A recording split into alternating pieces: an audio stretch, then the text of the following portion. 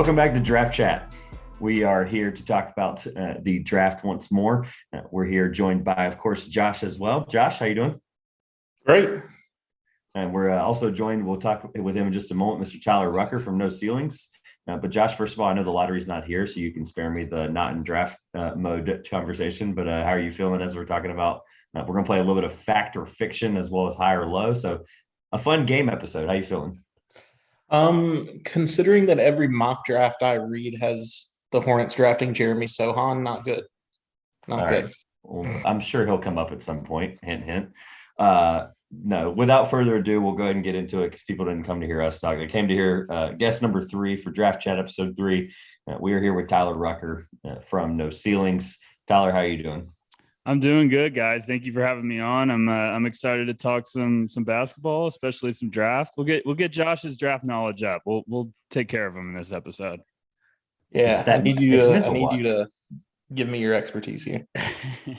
All right. Well, that's why we're here. So we'll go ahead and start right out. For the listeners, this episode will be a lot of fun. We are playing fact or fiction. For anybody that's watched the draft stuff before, it's a game that's pretty commonly played. So we've got 4 draft scenarios we're going to throw at Tyler here, and we're going to go over a couple of them, just get some thoughts on what those look like. So without further ado, I'm going to start with the first one. We're going to start spicy. Jaden Ivey will be the only guard drafted in the lottery. Is that fact or fiction, according to Tyler Rucker? Oh, you're starting off with a nice one. Okay, but I'm gonna start fiction there. There's gonna be a couple guards that should probably hear their name pretty early. We got Johnny Davis, Shaedon Sharpe, if you want to consider him a shooting guard. He came out of Kentucky technically, but mainly a high school guy. There's gonna be, Dyson Daniels is another one. So yeah, we'll start with fiction on that one. All right. Obviously that question is relatively subjective because obviously if I had said point guard, would that answer be different? Yeah, because the thing with Ivy is it's going to be interesting to see if he's going to make the transition with his next team to be a point guard. Personally, I think he could transition to that, that dominant ball handler, but it's also going to depend on what team he goes to. If he goes to a team like the Detroit Pistons, they're probably not going to just all of a sudden give him the keys instead of Cade Cunningham. So, point guard, if we're getting a little specific, yeah, that could happen. That very easily could happen. I think Ty Washington could be another guy that maybe gives him a run for his money when it comes to a potential lottery pick. But yeah, we'll say fiction. I think fiction just because I think maybe Ty could get up there. So there you go. I'm already changing it up. You guys have me on my toes. All right. Look, we like that. Hear that. Josh, I'm going to make you ask question number 2 just for the fun of it. Oh, good. So fact or fiction, the Duke Blue Devils will have more than 3 players drafted in the first round. There we go, Josh. Right away. I like it. All right. The Duke Blue Devils, more than 3.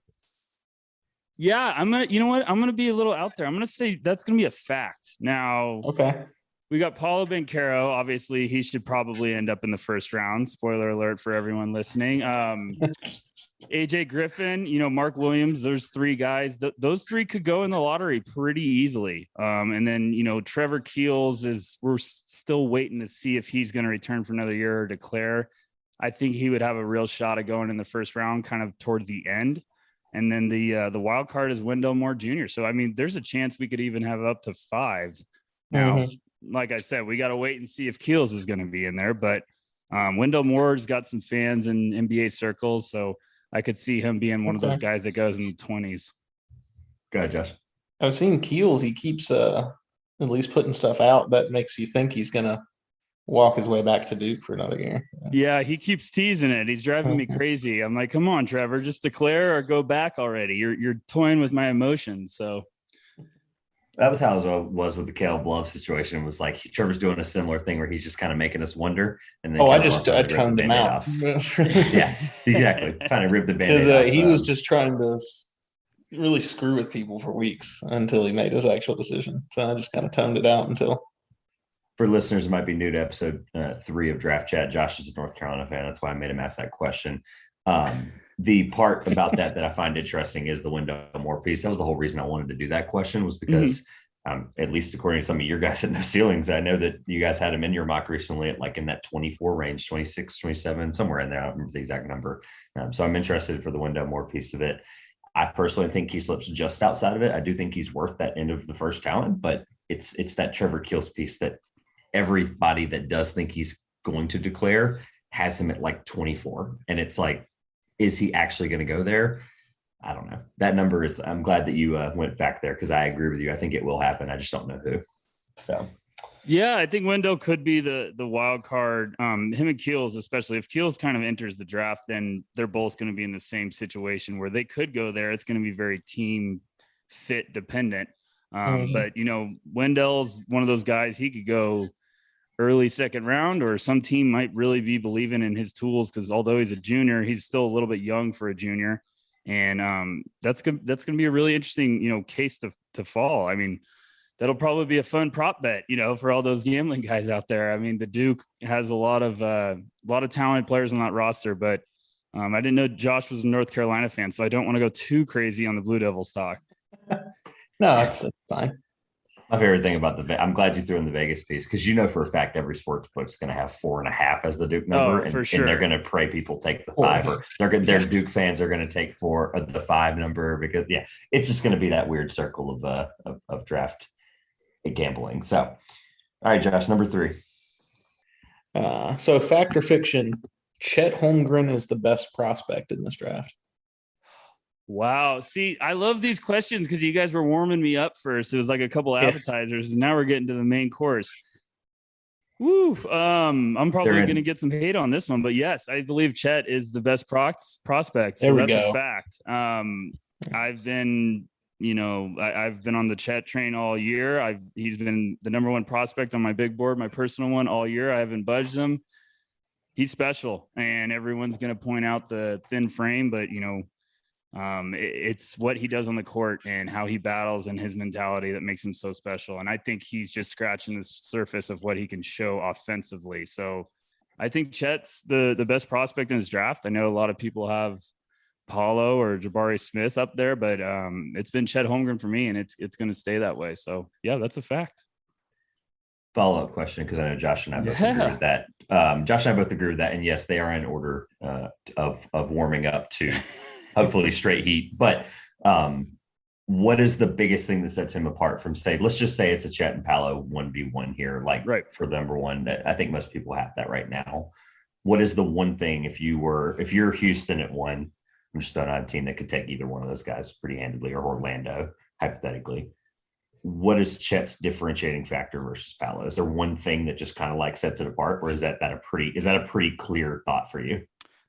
With Chet, it's like everyone's gonna the defensive potential and awareness he has on that side of the ball is really, really special. And it's not just the shot blocking; it's kind of what he does. He almost is like just a mad scientist out there, kind of moving chess pieces across the board. Like, he can read opposing offenses and what they're trying to do before they even can execute. So he's just so special away from the ball. He's an active communicator. He knows how to read and shout out what's going on. But it's just the awareness and the basketball IQ on both sides of the ball that really makes him special. And the highest upside, I still believe, is Chet, because, if he continues to work on his body, continues to add, and that offensive side of the ball also comes around, then you're really talking about something special. And Evan Mobley for the Cavaliers this year was such a just surprisingly pleasant, like, he hit the ground running. But there's some out there that think Chet's more defensive ready than Mobley was, which just tells you how gifted he is on the defensive side of the ball. So I think when you're comparing those 3, Chet's the defensive high upside guy, Jabari's this really intriguing upside on both sides of the ball, and Paulo's this offensive just weaponry. So it's kind of like you're looking at 3 different areas. That's kind of their selling pitch. Josh, I don't know what you think about this, but it's almost to a point where I think we've realized that, like, in any normal, quote unquote, normal draft, all 3 of these guys probably go 1. Like, if we just did average guys and maybe a couple of top tiers, Jabari would go 1 in a draft that we had. I wouldn't say necessarily last year, but a draft of some kind. But is that the case? We think where we are, Josh, where it's like each of these guys have a chance to go one in any other draft. I mean, it feels like a couple years ago to me where you have your obvious top three, but a lot of the teams kind of spent their time jumping around with where they were going to go. Yeah. With how teams kind of juggled Edwards, Ball, and Wiseman for so long. And this kind of feels like where we're going to head with some of these teams. I really think whoever is number one, regardless of what they think their need is for fit, should take Chet Holmgren. But I think I could see lottery balls fall one way and a team is looking there. They may look at a Paolo or a Jabari and be like, I think that's a better route, or I think that's the best player and go that route anyway. All right. We'll go with the final fact or fiction. And then if you have any fact or fictions off the top of your head you've been brewing on, maybe you want to throw at us just to see. But we'll end with this from our side of things. No one from G League Ignite will be selected in the lottery. Fact or fiction? I'm going to go fiction there. Dyson Daniels is going to be probably selected in the lottery. I would be shocked if he wasn't at this point. Really good, smart player on both sides of the ball. He just impressed and continued to develop and take strides forward throughout the year. He was listed around 6'6" in the beginning of the year. Now there's some reports out that he's around 6'8". So really young talent that's just knows how to play the game the right way. I think he could be a top 10 pick. The other one that I think could get up there is Jaden Hardy. I still think has a chance to be a lottery pick. He's probably going to be falling down some boards. People are going to be looking at mock drafts, seeing his name slide, but it's one of those guys that throughout the pre-draft process, when he gets to workouts, he's a lethal shooter, and the G League does a great job of developing skills where guys are kind of at their weakness. They kind of try to get them prepared for the NBA level. And he had to have some growing pains this year, but at the end of the year, it was a completely different player. So I still think he'll be outside of the lottery, but I think there's still a chance, you never know what happens on draft day. And there's a chance that almost two guys could make it in there. But I think Daniels definitely will hear his name inside the lottery. Josh, I'm so happy to hear that because, as you know, I had him at 11 pre-NCAA tournament on our boards, and I only dropped him to 14. I'm actually going in and posting my updates this week. So I'm excited to make sure that people know that he is still 14 for me. It is so close, though, because there are so many guys that deserve that, like, first round lottery, end of lottery number. So, yeah, to me, it always gets once you hit like outside of 8 or 9, it kind of just everything kind of goes crazy. On draft night, you never really know. It's when you get the Cam Johnsons of the world getting drafted at 13th inside the lottery when nobody expects. So yeah, that could be exactly what happens this year. I mean, you get to that range on just making a big board, and that's where it gets crazy this time of the year. So, I mean, this class is going to be fascinating because I think there could be a Cam Johnson that goes really early. There could be some names that just shock us and go much earlier than we're expected. It's going to be a really fun and chaotic class, especially when the draft comes around. Who knows? Daniels could go at 6 to the Thunder, and we all be like, what the heck, another Australia? I'm just kidding. I'm tired of that comparison. I made that joke last week. All right. Anything fact or fiction wise that you've thought about that you may want to throw at us, or anything else that we might have missed out of these 4 things? You guys hit some pretty good ones. I'm impressed. I'm not going to lie. I don't know. I mean, Josh, you're a Charlotte Hornets fan. Did I hear that rumor correctly? Yes. Rumor. I like that. Fact or fiction, the Hornets should draft Mark Williams if he's on the board. There you go. Let's hit you with some real ones. I'm ready to roll. I could throw a little. Are we assuming where are the Hornets? We're assuming the Hornets picking at 13. Yeah, wherever. Let's say whatever their first pick is. They have 13 and 15, right? I feel like we'll see. I got a 1% odds to win the lottery. So. Okay. Hey, crazier. You're telling me there's a chance. That's all we got. This is say there's a chance. If the Hornets are picking at 13, fact they should draft Mark Williams. Just testing. If you're a smart man, just testing. Frankly, there are only 2 lottery rim defenders, and one of them is Chet Holmgren. So right.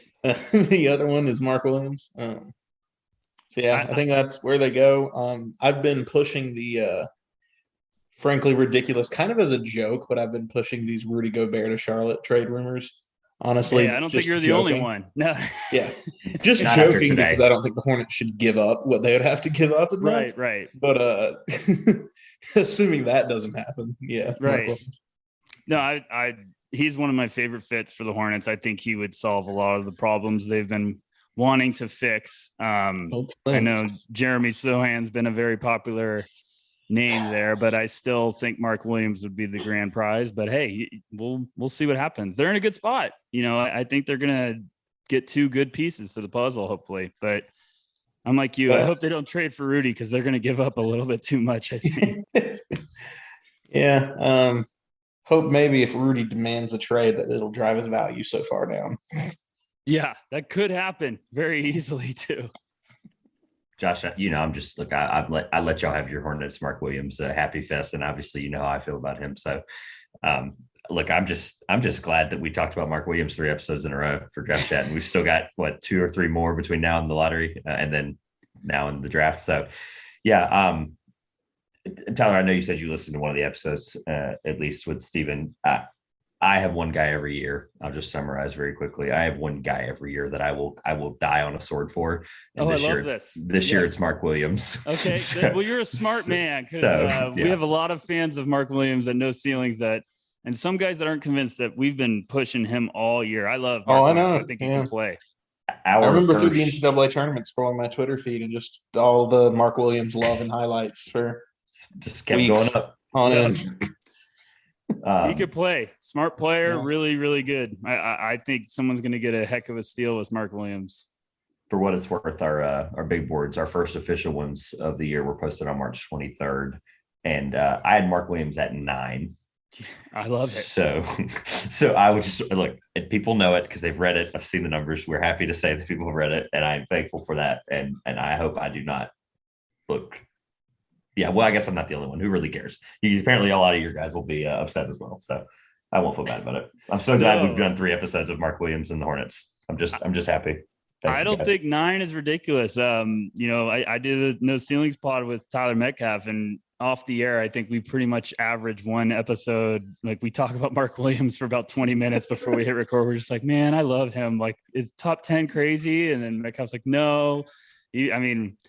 That's how much I think of him. I think he's just going to be a really impactful force on both sides of the ball at the NBA level. I mean, we saw it at college, but he does some special stuff and really gifted shot blocker. I think I'm rooting for every team to get out of the lottery. So the Hornets, I think if they could get Mark Williams, they would take a big step forward towards fixing that hole in the middle of the lane.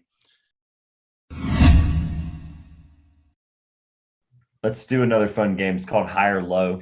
We still have yet 3 episodes in, figured out the best way to describe this game, but we're going to throw a rapid fire. So this is less of a breakdown of the fact or fiction format. Okay. High or low is a basically reactionary 30 seconds or less on why you were high or lower on this prospect. And it's not comparative to anyone else. It's just, I'll give you an example. I'm not very high on, I'm trying to think of an example off the top of my head. Holy cow. Josh, you have an example of someone. Oh, you said Jeremy Sohan. So Josh is not that high on Jeremy Sohan. Okay. So that's a personal grudge thing. Yeah. Okay. Fair. But you get the gist. Again, the meme of this is we just don't explain it well. So I'm going to start with the first one. And because of that, the reason I'm starting with this one is because shame on us. Well, we recorded with Tyler James last week. Another Tyler, I just realized. But we recorded the day that Shaden Sharp declared. Amazing. And we forgot, we had already made out the whole agenda. We were like, I'm not scrapping it for Shaden. It would just would have thrown me off the loop. So high or low, Shaden Sharp with the 49-inch vertical. I saw that video too. I know we all did. Yeah, we all did. Oh boy. See, this is tough because I have to be like, okay, where am I higher or lower? I'm going to say lower. I'll be the villain on draft Twitter. I'm a little lower because there's some talk about everyone wanting to have him in the top 5. And I understand how special and his upside, he could be an absolute superstar, but I think he's going to have a long way to go when it comes to that adjusting. Cause this is technically a guy that's going from high school to the NBA. So yeah, I'm a little lower. I think he probably should go outside the top 5, but if someone takes him in the top 5, I completely understand because the tools are special, but I think there's going to be a learning curve. So I'll say lower. so everyone can target me. Josh, I'm I so think glad he embraced what the villain role. I'm so glad he embraced the villain role. Oh yeah, come think, on. I love it. Might as well. honestly, Shaden Sharp this year might be a good barometer of how likely it is for the NBA to go back to the straight out of high school. Yes, I Well, agree because essentially that's completely. what we're getting, a guy who, Yep. other than a few workouts, didn't really play for a full year. He's got just the straight out of high school. Go back to it. Yeah, if he has success, it's going to be the dinner bell for the NBA of being like, why are we having these guys have to go to college? Let's just get them right out of high school. It's gonna be a And big movement towards it. put them in our organization, put them with our Yeah. G League coaches for a year instead There of, you go. yeah. I think that's what's All right. going to be what eventually convinces the owners. Like, why are we sending them somewhere else when we could bring them into our own organization and work on them? Exactly. I mean, why do we need to send them to college when we can just get our coaches to work with them for a year when they're 18? And it makes sense to me, especially now with the G League. But it's going to be interesting because if he struggles, then the NCAA or the NBA are going to be like, look, they need to go to college. That's good. Oh boy, here we go.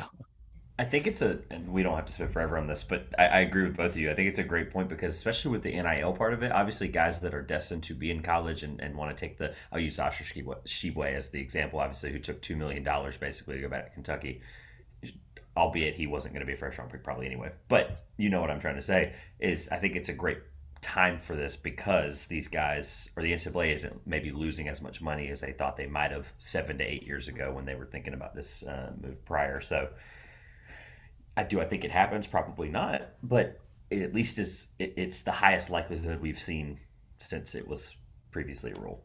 So I do hope they personally get the chance to go to college or not have to go to college. So, all right, Trevor Keels. I'll just rip the Band-Aid off. Trevor Keels. I'm way higher. This is where I'm pretty much the big villain of the mix and draft community. I just really like Keels. I think he does a lot of stuff that impacts winning, and I think he's going to be one of the younger prospects if he does declare. But he's stocky, he's athletic, he's tough. He can be a pest on defense. I'm buying that his outside shot's going to develop at a higher clip, a higher rate. So I'm a lot higher because I just see the long-term potential, but he's got a lot of stuff he needs to work on. But I still think some NBA organization, if Keels does keep his name in this class, I think someone would be intrigued with his long-term potential. Maybe he's a early to late 20 pick by some NBA like playoff team that's like, hey, we'll get him in and take time and let him develop. But yeah, I'm higher on Keels than a lot of people, I think. I'm curious because I think I've heard you and Metcalf say this before that you guys hate player comps. I'm not gonna lie to you. It's I hate them. I'm the polar opposite. Like I've been doing it for like almost a decade. I think it's my favorite way of kind of like compartmentalizing and valuing me doing too long of a deep dive. I go, you know what? I spent all this time deep diving this guy. Let me make a comp. Like it's just my way of getting my thoughts onto a paper to maybe kind of help me understand who the prospect is. I can't figure out Keels' comp. I really can't. I know you hate them, but like since you were high on him, is there somebody that you see when you it doesn't have to be a comp, quote unquote, right? But is there somebody you see when you see Keels? And I can't really come up with one. I'm curious your thoughts on that. I don't think he's this level of defender, but I think kind of his impact could be similar to Marcus Smart, if that makes sense, where it's just kind of one of those, like he might score 8 points, but he also might have 6 rebounds, 5 assists, and 3 steals, and kind of be an unbelievable impact off the bench early on. Now, he's not the defender Smart was coming out of college, and Smart was a very, very good player out of Oklahoma State.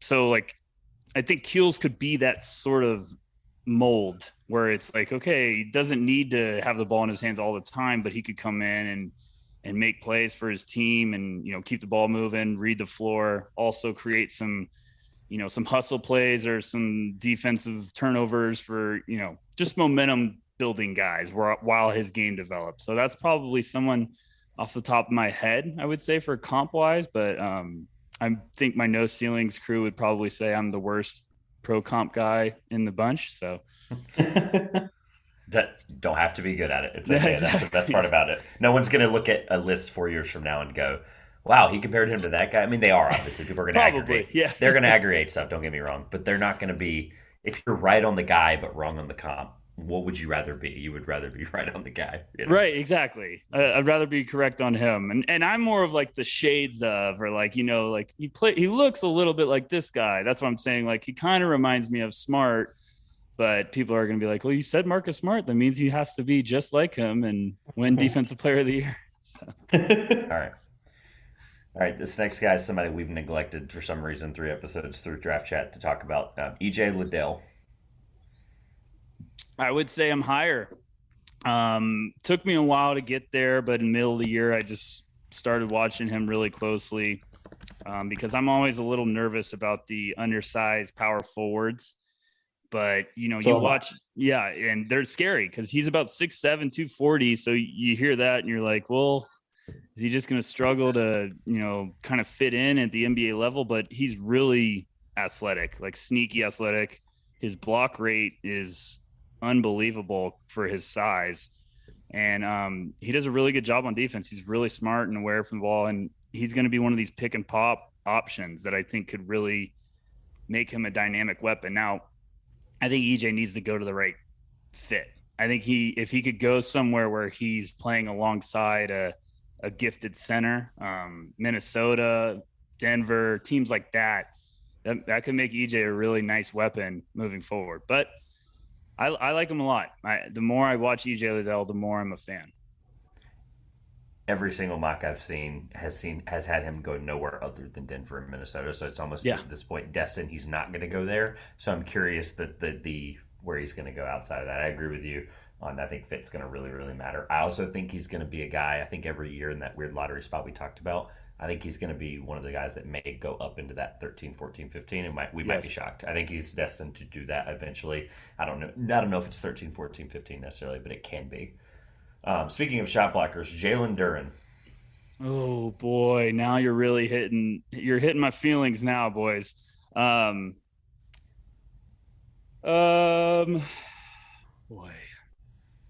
For perspective, I think we're both. I think him and I will speak for Josh. Partly, and Josh, you can say something here if you need to. I think we're both slightly higher, but I think it's very close. So I was lower for the majority of the year, and then Jalen Duren in the second half of the season looked so much better. It looked like just the confidence was building and his motor was always running.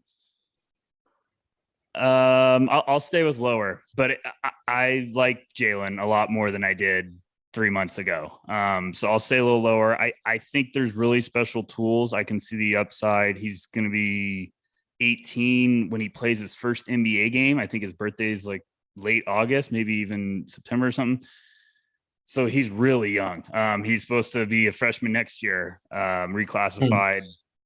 Special tools, freak of nature. He's just he looks like the Incredible Hulk in the inside of the paint. So it's going to be interesting, but I'm a little lower just because I think he's going to need some team to draft him that's really patient with his development. There's nice tools, but he really needs some time.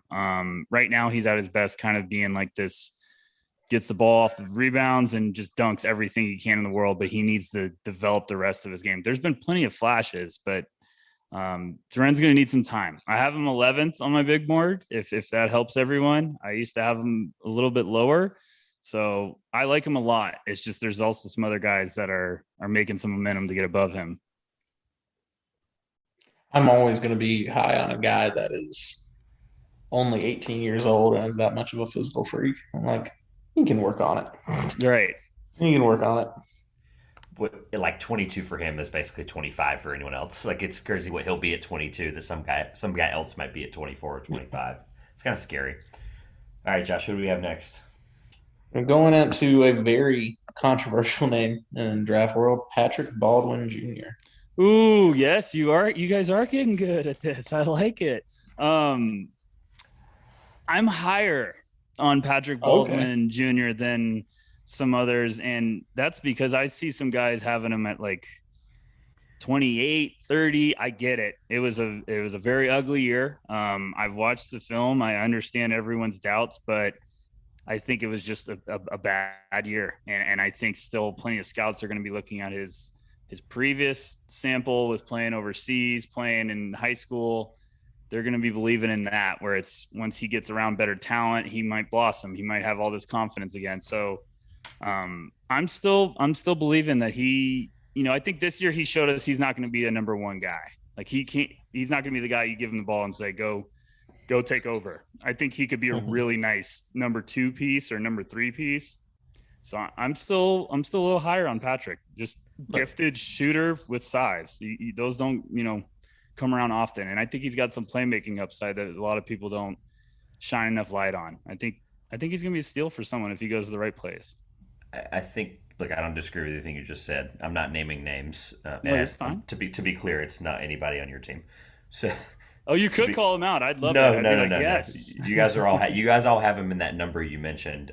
But I my thing I do every day to help my knowledge of the draft is I just read mocks. I just go and just see where people are, kind of gauge the waters. It doesn't affect anything I want to do. But I'm not naming names, but someone had him at 37 the other day. So there is this, like you mentioned, like, yeah, that 20 to, 32, like that's fair. 37 seems a little ridiculous because at the end of the day, all jokes aside, like he was a top 6 guy out of high school, super talented, and he's loyal. He goes, I'm going to go play with my dad. He knew the risk he was taking when he did that. Like, I have to value that. Like, we have to understand, like, that was worth a risk, and he took a risk on his talent. He's a talented player, and I think that 37 was very disrespectful. That was the whole point of that. There's also some pretty massive injury concerns with ball. Yes, that's the other thing. That's largely what I think will lead to a slide. Correct. There's a lot of guys in this class that could do some serious damage in the pre-draft process when it gets to workouts.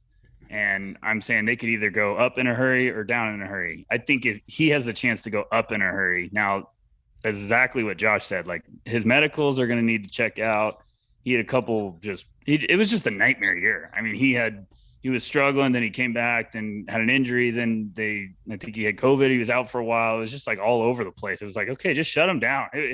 This was a nightmare, like horror story movie. Just put him down and get him ready for the draft. So it'll be interesting because I think he has the potential to get in an open gym and just wow people. Like, I've heard some people say, like, I watched him in practice and I was like, oh my gosh, this guy might be as talented as anyone in this class.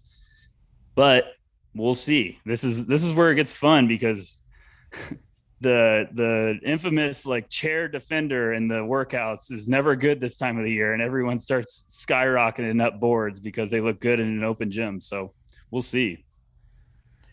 All right, we're gonna rapid fire these last 4. Go ahead, Josh. Not literally rapid fire. Okay. Nikola Jovic. Ooh, these are good. I'm proud of you guys. I know this is the first time I've done a pod, but I'm proud of you guys. You're really getting me in my feelings. I'm lower. I'm much lower. I have some friends in the draft community that I trust their word, and I really know they know how to watch and evaluate.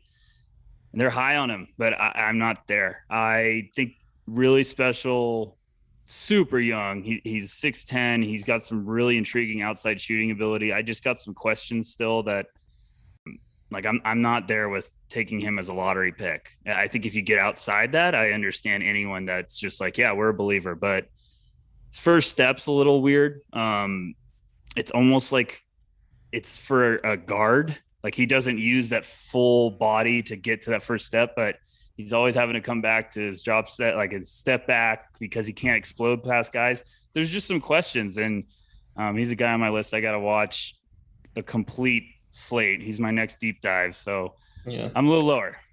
I mean, at 6'10", he doesn't necessarily have to play guard. No, for sure. It's just the creation. That's fair. That's all I'm saying. And he has a great, he has the step back with a really good shot. So, I mean, it pairs well. I'm just wondering, I'm not there as him as like a lottery pick. If someone got him in the late teens or the early 20s, I think I would be like, yes, I'm all in on a 6'10" young guy that can shoot it. But there's just still some questions I have. It's almost like one of those went last year at 8 to Orlando. Weird. Exactly. I'm just kidding. And that guy last year, I struggled with buying all in, and now I look like an idiot. So there you go. We. Maybe it's me. So did we. I thought Franz was going to be a great, great player, but I didn't see this type of rookie year. So there you go. Maybe it's the exact problem I'm going to have again. Yep, probably. Good luck with the deep dive.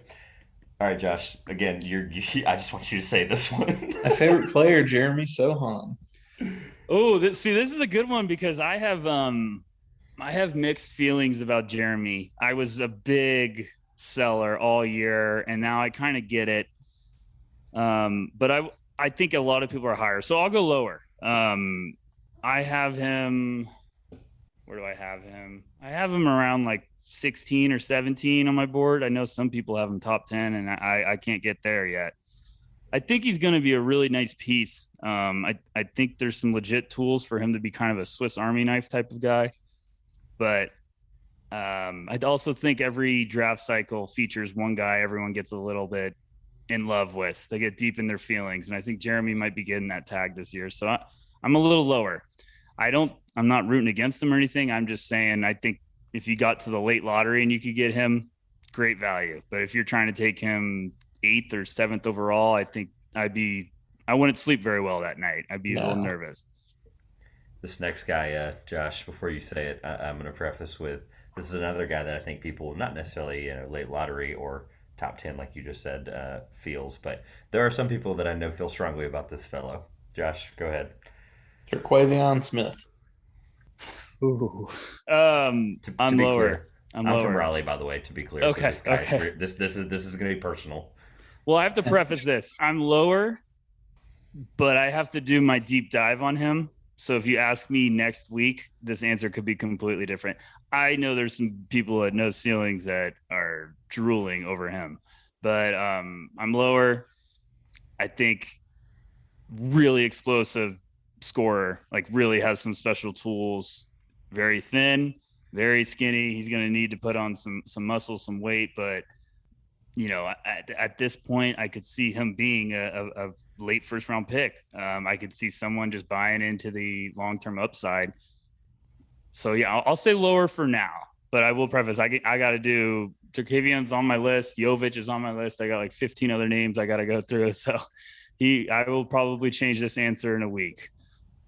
Love it. No, he's I feel like he's going to be my regrettable guy where I go. Of course I didn't have him in my first round, but we're going to wake up one day and we're going to go 6 years from now, we're going to be like, wow, he's averaging 14 a game for that team.